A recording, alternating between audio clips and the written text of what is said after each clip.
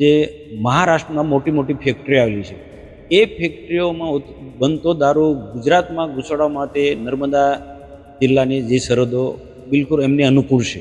એટલે મહારાષ્ટ્રમાંથી જે ફેક્ટરીઓ ખૂબ સરળતાથી આ ત્યાં બનેલો દારૂ, અને તે કહેવાય છે ઇંગ્લિશ દારૂ પણ કેમિકલવાળો દારૂ હોય છે, નિમ્ન કક્ષાનો દારૂ હોય છે કે જે યુવાધનને ખતમ કરી નાખે છે.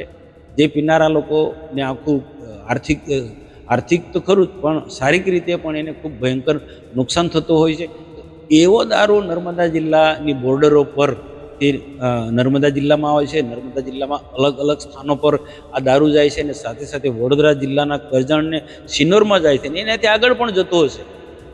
પણ પત્રની અંદર સિનોર અને કરજણનો ઉલ્લેખ છે. સાથે સાથે ભરૂચ જિલ્લાના ઉમરલા અને રાજપાડીમાં તો આખું કન્ટેનર જાય છે એવું રીતના ઉલ્લેખ છે. આમાં પોલીસને કે નેતાઓને બદનામ કરવાનો કોઈ પ્રશ્ન જ નથી. તમને ચિત્રોલમાં કોનો દારૂ વેચાય છે, અને કુંવરપરામાં કોનો દારૂ વેચાય છે, અને સડક ફળિયામાં કોનો દારૂ વેચાય છે, ક્યાં જુગારના અડ્ડા છે, પોલીસને એવી ખબર, મીડિયાને બી ખબર, અને અમારા જન બધાને જ ખબર છે.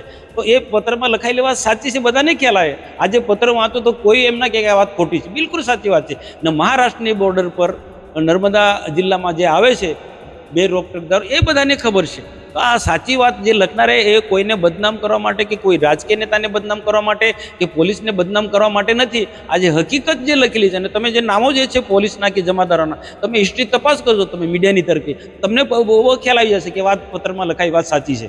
મારો જે પત્ર લીક થયો છે, એ લીક જે થયો છે એ કઈ રીતના લીક થયો છે એ મારો એક તપાસનો વિષય છે. આજે જે બી થયું તે એ સારું થયું છે, અને એના કારણે પોલીસથી માંડીને બધા જ લોકો, જે ધંધા સાથે જોડાયેલા લોકો બધા સાવધાન થઈ ગયા છે. અને એક પોલીસ અધિકારી, એલસીબીના એક અધિકારી બધી જગ્યાએ સૂચના આપી 1 મહિના સુધી બંધ કરવું. આ એક મહિનો સુધી બંધ રહેવાનું છે, 1 મહિના પછી પાછું રાબેતા મુજબ ચાલવાનું છે. પણ જ્યારે પણ ચાલશે તે વખત પાછો હું અને મારી ટીમ આના પર કૂદી પડીશું. ગુજરાતની અંદર એક એવા નેતા છે કે એ જ્યારે બોલતા હોય છે ત્યારે વિપક્ષ નહીં પરંતુ સત્તા પક્ષને પણ જવાબ આપવો અઘરો પડી જતો હોય છે. કારણ કે તેમના જે આક્ષેપો હોય છે અને આરોપો જે હોય છે એ ખુદ સરકારની સામે હોય છે, અને તેઓ ભારતીય જનતા પાર્ટીના નેતા છે. એ નેતા છે ભરૂચના સાંસદ મનસુખભાઈ વસાવા. મનસુખભાઈ વસાવાએ એક પત્ર લખ્યો છે રાજ્યના નાયબ મુખ્યમંત્રી અને ગૃહમંત્રી હર્ષભાઈ સંઘવીને. એ પત્રને લઈને જે એમને આક્ષેપો જે કર્યા છે, અને એ પત્ર વાયરલ થયો છે. ત્યારે પત્ર સાચો છે, ખોટો છે, અને મનસુખભાઈ કરેલા આક્ષેપો સાચા છે કે ખોટા, અને તેમને કેમ લાગ્યું કે આ રીતે આક્ષેપો તેમને કરવા પડ્યા, એ તમામ મુદ્દે વાત કરવા માટે આપણી સાથે મનસુખભાઈ વસાવા છે, એમને જ પૂછીશું. મનસુખભાઈ, ખાસ કરીને જે પત્ર છે એ કેટલો સાચો? તો આજે મેં પત્ર લખ્યો છે એ પત્ર સાચો છે. આજે પત્ર મેં લખ્યો છે એના પહેલાં 2 થી 3 પત્રો મારા પર જિલ્લાના લોકો કે જ્યાં દૂષણથી નારાજ છે, જે ગમતું નથી, ને યુવાધન જે ખતમ થઈ રહ્યું છે આ ખોટા વ્યસનોના કારણે, એવા લોકોએ જે ચિંતા વ્યક્ત કરી છે, એવા લોકોએ મને પત્રો લખ્યા છે. ભૂતકાળમાં પણ લખે છે અને હમણાં પણ લખાય. છેલ્લા 2 થી 3 પત્રો જે આવ્યા એ બહુ ગંભીર પ્રકારના પત્રો છે.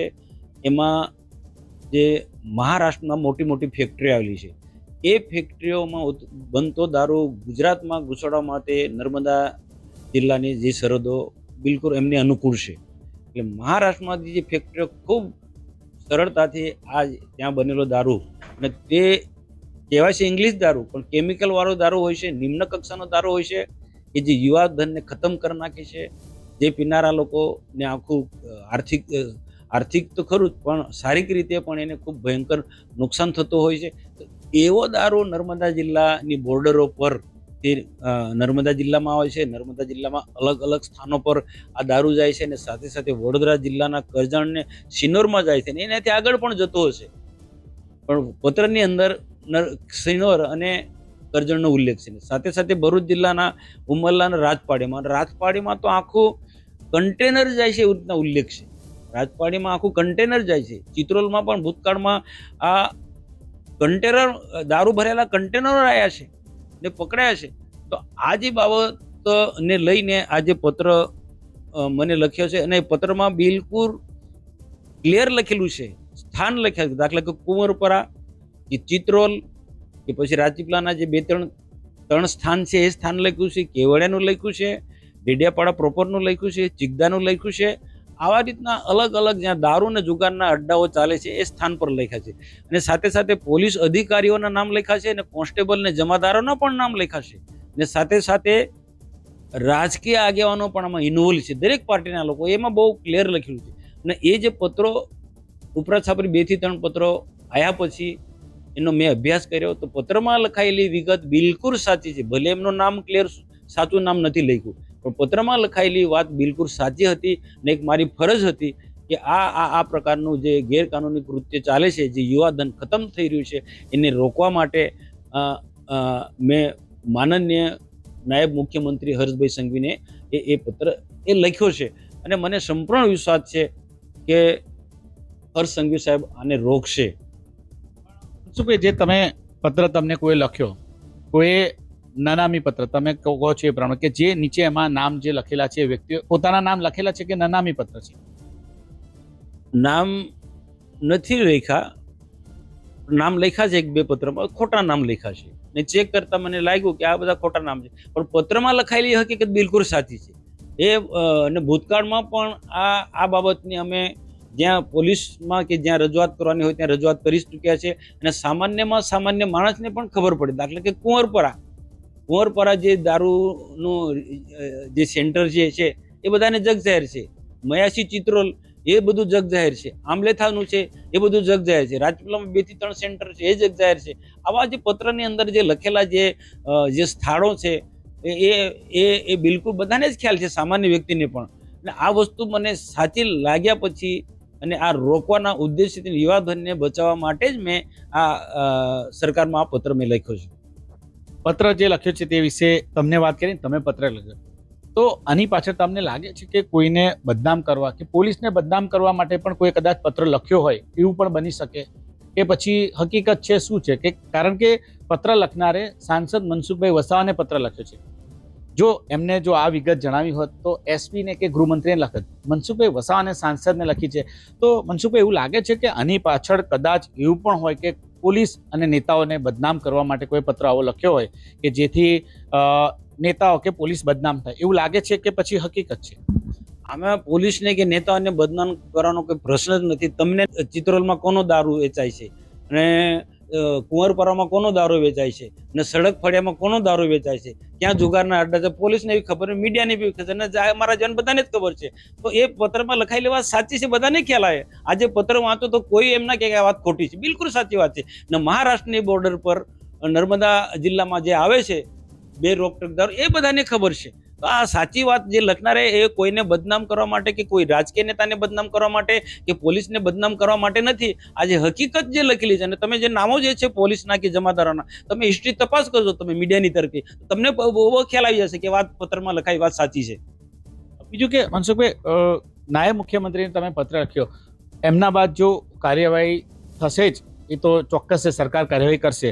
પરંતુ જે તમારો ધ્યેય શું છે કે આગળ શું થવું જોઈએ? કારણ કે જે આ તમે કરશો ત્યારબાદ કાર્યવાહી પણ કરશે સરકાર. મનસુખભાઈ વસાવા નર્મદા જિલ્લા માટે શું ઈચ્છી રહ્યા છે કે જે નર્મદા જિલ્લાનું યુવાધનને ફાયદો થાય, જે લોકો જે ફેમિલી લઈને જે લોકો હોય છે, જેમનું ફેમિલી હોય છે, મધ્ય વર્ગ, ગરીબ વર્ગ, મજૂર વર્ગ, એમને શું ફાયદો થાય એ મનસુખભાઈ ઈચ્છે છે? જો બહુ હું સ્પષ્ટ માનું છું કે ગુજરાતમાં દારૂબંધીનો કડક રીતના અમલ થઈ રહ્યો છે. અને ગુજરાતમાં ક્યાંય બેફામ પ્રકારનો દારૂ વેચાતો નથી. વેચાતો હશે નાનો મોટો દેશી કેમ થોડું ઘણું વેચાતું હશે, નહીં જ્યાં વેચાતું હશે તો પોલીસ પકડે છે. પણ નર્મદા જિલ્લામાં એટલા માટે આ સરળતાથી દારૂ ઘૂસે છે કે નર્મદા જિલ્લાની જે મહારાષ્ટ્રની જે બોર્ડર છે એ બિલકુલ 2 રોકટોક વગર ઘુસાડી શકાય એવા અનેક સ્થાનો છે, અલગ અલગ. તમને બી ખબર છે કે આખું નર્મદા ડેમથી માંડીને મહારાષ્ટ્ર સાગબારા સુધી જે અલગ અલગ સ્થાનો પર કોઈ એક જગ્યા નથી, અલગ અલગ સ્થાનો તો સરળતાથી આ દારૂ ઘુસાડી શકાય છે. તો અને આમાં પોલીસ અને રાજકીય નેતાને મિલીભગત વગર આ શક્ય જ નથી. અને આ અલગ અલગ સ્થાનો પર એ લોકો એ માલ એ પહોંચાડી શકે છે.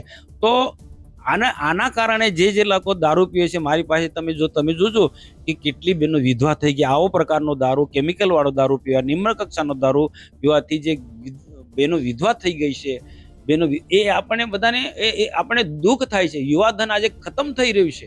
યુવાધન બિલકુલ આજે ખતમ થઈ રહ્યું. યુવાનોને ખરેખર યોગ્ય દિશા આપવી જોઈએ, એના બદલે યુવાને આજે અવળી દિશા પર જઈ રહ્યા છે. ક્યાંક ક્યાંક કેટલી જગ્યાએ તમે જોજો યુવાનો કે કોઈ સ્ટાર બેન્ડ વાગતો હોય ત્યાં ખૂબ મોટા પ્રમાણમાં દારૂ આ રીતના પીને લોકો યુવાનો કૂદતા હોય, નાતા હોય. બાકી આખી રાત કોણ એવું નાચે? કોની પાસે એવી શક્તિ છે કે આખી રાત કૂદે? આ પ્રકારના દૂષણો હોવાના કારણે યુવાધન આજે ખતમ થઈ રહ્યા છે. હું તો દરેક જગ્યાએ આ પૂરતી વાત નથી કરતો ને કોઈકને નીચા દેખાડવા માટે કે કોઈ અધિકારીને કોઈ દ્વેષ દ્વારા કે અધિકારીને કે પદાધિકારીને કોઈ બદનામ કરવા માટે નથી, પણ હકીકતમાં યુવાનોને બચાવવા માટે નર્મદા જિલ્લો જ્યાં સ્ટેચ્યુ ઓફ યુનિટી છે, આટલો મોટો પ્રોજેક્ટ ને એક જબરજસ્ત મોટું નામ છે, તો આવા બધા ધંધાઓના કારણે આપણો જિલ્લો બદનામ ના થાય એ પણ મારો ઉદ્દેશ્ય છે. આજે આ વસ્તુ ધીરે ધીરે બધાને જ ખબર છે કે નર્મદા જિલ્લામાં આ રોકટોક નિમ્ન કક્ષાનો દારૂ, કેમિકલ વાળો દારૂ આવે છે ને એનાથી યુવાનો બધા ખતમ થઈ રહ્યા છે.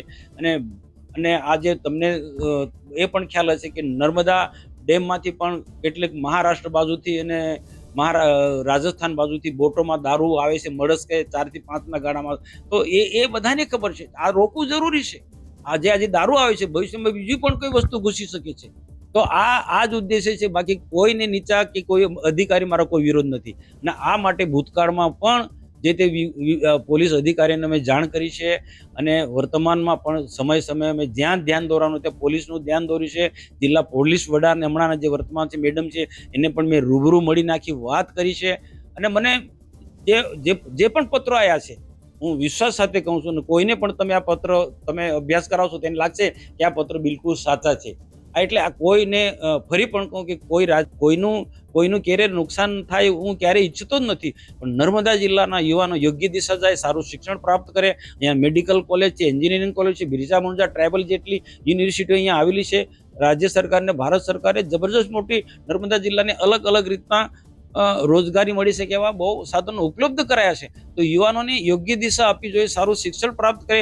એ રીતના રાજકીય નેતાઓએ એક કામ કરવું જોઈએ. દારૂ જુગારના અડ્ડામાં યુવાનોને જોતરવાથી એ યુવાનોને ખતમ થઈ જાય, યુવાધન ખતમ થઈ જાય. તો એ બચાવવું બધાની જરૂર છે. તમારું જે નિવેદન છે એટલે કે તમે જે પત્ર લખ્યો છે ત્યારે તમારા ખાસ જે રાજકીય વિરોધી કહેવાય ચૈતર વસાવાએ તમારી પ્રશંસા કરી છે. સાંસદ મનસુખભાઈ વસાવાએ પત્ર લખ્યો છે, એમને ખુશી વ્યક્ત કરી છે. શું કહેશો એ બાબતે? જો હું કોઈને પ્રતિસ્પર્ધી કે વિરોધી માનતો જ નથી. હું ક્યારેય પણ ભૂતકાળમાં પણ પીડી સાહેબનું સન્માન કરતો આવ્યો છે. ભલે બહાર પોલિટિકલી અમે બધા વાતો કરતા હોય, પણ જ્યારે મહત્વની જે મિટિંગો હોય, જિલ્લાની સંકલનની મિટિંગ હોય કે કોઈ આયોજનની મિટિંગ હોય કે પછી આવી મિટિંગો હોય, તો અમે બધા જિલ્લાના હિતમાં અમે બધા ચર્ચા કરતા હોય. થોડા દિવસમાં તમે જોજો મેં દર્શનાબેન, ધારાસભ્ય ચૈતરભાઈ વસાવાથી માંડીને બધાએ જિલ્લાના હિતમાં અને જે સરકારની જે યોજના છે લોકો સુધી પહોંચે અને સરળતાથી પહોંચે, કામ સમય મર્યાદામાં પૂર્ણ થાય, રોડ રસ્તા હોય, આ બધી ચિંતા અમે કરીએ છીએ. તો અને આ દારૂ જુગાર માટે અગાઉ ચૈતરભાઈ દેરડિયાવાળા ધારાસભ્ય પણ બોલ્યા છે, બીજા લોકો પણ બોલ્યા છે, બીજા અમારા પાર્ટીના લોકો બોલ્યા છે. અમારા દર્શનાબેન પણ મારી સાથે આવ્યા હતા એસપીની રજૂઆત કરવા માટે. એવું નથી કે દર્શનાબેન પણ મૌન છે. દર્શનાબેન પણ મારી સાથે રજૂઆત કરવા માટે એસપીને આવ્યા હતા. અને એ ઉપરાંત બીજા પણ ઘણા એવા લોકો જે છે એ ખુલ્લા કેમ નથી પડતા કે આ ધંધાની અંદર જે લોકો જેમનું ઇન્વોલ્વમેન્ટ છે એવા રાજકીય નેતાઓ કે પોલીસ અધિકારીઓ ક્યાંક ને ક્યાંક કોઈક રીતના નુકસાન કરી બેસે છે. એટલે ડરના લીધે પણ આ કોઈ ખુલ્લા નથી પડતા. પણ અમારી તો ફરજ છે ને. હું એવું નથી કે હમણાં બોલું છું, હું વર્ષોથી બોલું છું દારૂ જુગારના અડ્ડાઓ માટે. કોંગ્રેસનો 16 કલાએ સુરત તપતો હતો ત્યારે પણ આવા અડ્ડાઓ પર અમે પોલીસને જાણ કરી છે. અને પોલીસ જો રેડ ના પાડે તો એ અમારી ટીમ બનાવીને આ અડ્ડા પર અમે જાતે રેડ પાડી છે, જનતા રેડ કરી છે. અમારા ખુમાનસિંહ છે જિલ્લા પ્રમુખ હતા, એ વખતે અમે પોલીસે અહીંયા દારૂ નથી વેચાતો, ડીવાયએસપી અહીંયા પરમાર સાહેબ કરીને હતા, ત્યારે અમે બજારમાંથી ઇંગ્લિશ 4 થી 5 બોટલો બજારમાંથી લાવી અને એના ટેબલ પર મૂકી છે. આ પ્રકારનું અમે કામ કર્યું. અને આવા ગેરકાનૂની પ્રવૃત્તિઓ છે એને રોકવા માટેના વર્ષોથી અમારા પ્રયત્નો છે, જ્યારે આજે પણ એ મારું નિરંતર ચાલુ છે. હાલની સ્થિતિ કેવી છે દારૂબંધીને લઈને? જો આજે મારો જે પત્ર લીક થયો છે, એ લીક જે થયો છે એ કઈ રીતના લીક થયો છે એ મારો એક તપાસનો વિષય છે. આજે જે બી થયું છે એ સારું થયું છે ને એના કારણે પોલીસથી માંડીને બધા જ લોકો જે ધંધા સાથે જોડાયેલા લોકો બધા સાવધાન થઈ ગયા છે અને એક પોલીસ અધિકારી એલસીબીના એક અધિકારી બધી જગ્યાએ સૂચના આપી હતી 1 મહિના સુધી બસ બંધ કરતો. આ એક મહિનો સુધી બંધ રહેવાનું છે, પણ 1 મહિના પછી પાછું રાબેતા મુજબ ચાલવાનું છે. પણ જ્યારે પણ ચાલશે તે વખત પાછો હું અને મારી ટીમ આના પર કૂદી પડીશું. મનસુખભાઈ, જ્યારે કોઈ પણ આરોપને એવું કરતા હોય છે તો હંમેશા એમના એવું કહી શકાય રાજકીય રીતે કે એકદમ વિસ્ફોટજનક તમારા નિવેદનો આવતા હોય છે. આ બી તમારું નિવેદન અને તમારો જે પત્ર છે, તો મનસુખભાઈને કોઈનો ફોન આવ્યો કે ભાઈ આવું ના બોલો, કે કોઈ વ્યક્તિએ તમને કીધું કે આ તમારા પત્ર બાદ કોઈનો રિપ્લાય આવ્યો હશે, કોઈ અધિકારી કે કોઈ નેતાનો કોઈ પણ વ્યક્તિએ તમને કીધું કે મનસુખભાઈ આ તમે જે બોલો છો થોડુંક ઓછું રાખો, આમ એવું કે કોઈનો? જો આ કોઈ આરોપ નથી, પણ હકીકત છે, સત્ય હકીકત છે.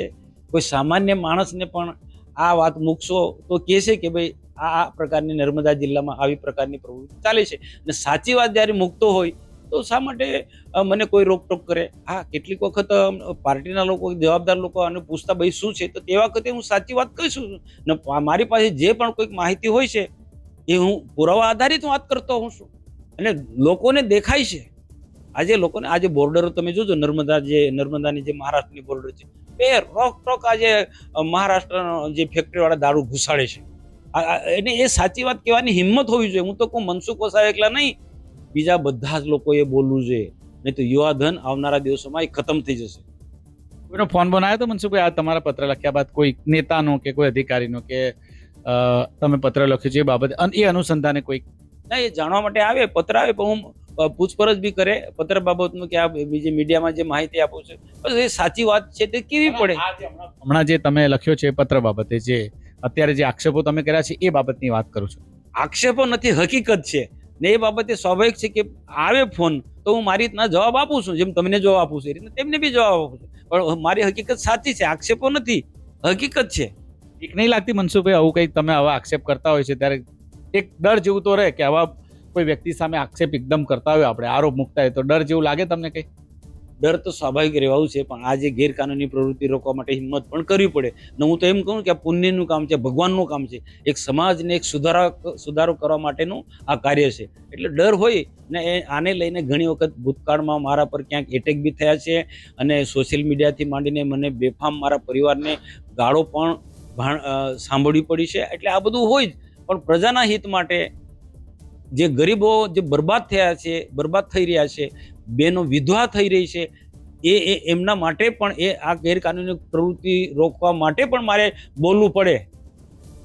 હજુ બોલશો આવું આગળ? બિલકુલ, જ્યાં સુધી જીવશું ત્યાં સુધી આવા લોકોની સામે બોલીશ એકલો ને લડીશ પણ. તો તમે જોયું, આ હતા ભરૂચના સાંસદ મનસુખભાઈ વસાવા. તેમને જે પત્ર લખ્યો છે એ પત્રની તો આપણે વાત કરી, પરંતુ સાંસદ મનસુખભાઈ વસાવાનું કહેવું છે કે તેઓએ ભૂતકાળમાં જ્યારે કોંગ્રેસનું શાસન હતું ત્યારે પણ તેઓ આ રીતે તેમની સાથે જે ખુમાનસિંહ વાંસિયા સહિતના નેતાઓ જતા હતા અને તેમને દારૂબંધી મામલે તેમને જે જગ્યાએ જાતે પણ રેડ કરી હતી. અને અત્યારે જે તેમને કહ્યું છે કે તેમનો જે ઉદ્દેશ્ય છે કોઈને નીચા પાડવાનો નહીં કે કોઈના માટે બદલો લેવાનો નહીં, પરંતુ જે હકીકત છે એ હકીકતથી વાકેફ તેમને સરકારને કર્યા છે. ત્યારે આ હતા ભરૂચના સાંસદ મનસુખભાઈ વસાવા. તેમને જે વધુ એક એવું કહી શકાય કે તેમને એક એવી રજૂઆત કરી છે જેને લઈને રાજકીય હલચલ તો મચી ગઈ છે, સાથે સાથે પોલીસ બેડામાં પણ અત્યારે ભારે આ મુદ્દો ચર્ચામાં છે. ત્યારે જોવાનું રહેશે કે આગળ સાંસદે જે રજૂઆત કરી છે તે બાબતે શું કાર્યવાહી થાય છે. નરેન્દ્ર પેપરવાલા, ગુજરાત તક, નર્મદા.